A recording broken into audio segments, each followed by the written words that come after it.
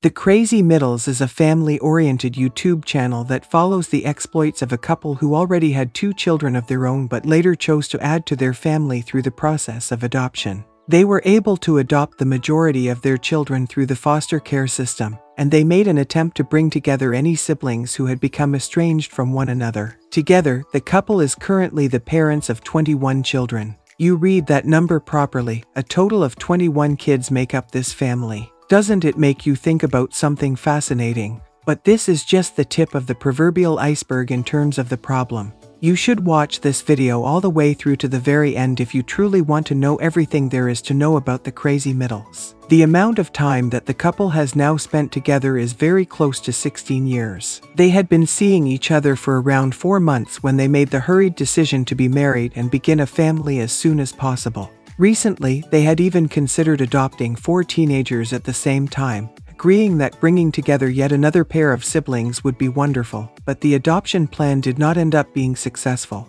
It would be incredible if we could bring together another set of siblings. It was fascinating to find out that the couple had discussed the possibility of adoption on their very first date, and that both of them were open to the idea of giving it some thought in the future. It is fascinating to look back and understand what came about as a result of a conversation that, at the time, seemed quite trivial. The following trio was comprised of Destiny, Jonathan, and Cynthia, and it was put together by these 3 individuals. They were all of an advanced age and lived in different locations, so they considered it extremely improbable that they would ever be able to get back together again. The roles have most definitely been switched around. Even though these are only a few of the stories about how they adopted children, the compassion and charity that they display really warm my heart. They made a concerted effort to search for, and even spent several weeks doing so, in order to identify the locations where siblings were currently residing so that they might reunite them. This was done in order for them to be able to see each other again.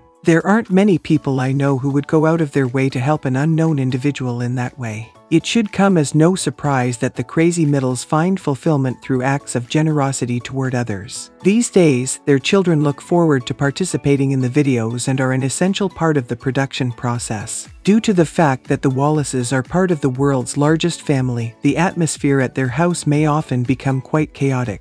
They need a substantial quantity of monthly groceries in order to provide food for the family, look after the younger children, keep up with their education, follow their hobbies, and do a lot of other things. They must be doing something well because my family of 4 can't stand being in the same room together for more than a few minutes at a time, and we find it impossible to tolerate each other. I am unable to imagine what it would have been like to grow up in a family in which the love that was shown to me was not conditional in any way. Nevertheless, I can think that learning to get along with my siblings would have been a lot of fun. I cannot fathom what it would have been like to grow up in a family in which the love that was shown to me was not conditional in any way. Some of the Wallace family's children now each have their own YouTube channel, on which they expound further on their previous and current methods of life and share more of their personal experiences with the online community. They are all quite self-reliant, yet at the same time, they are all extremely sentimental about the Crazy family's roots. Watching any one of their videos is sure to provide a fun and engaging experience. When I witness a father who has been looking for their long-lost child reunited with them,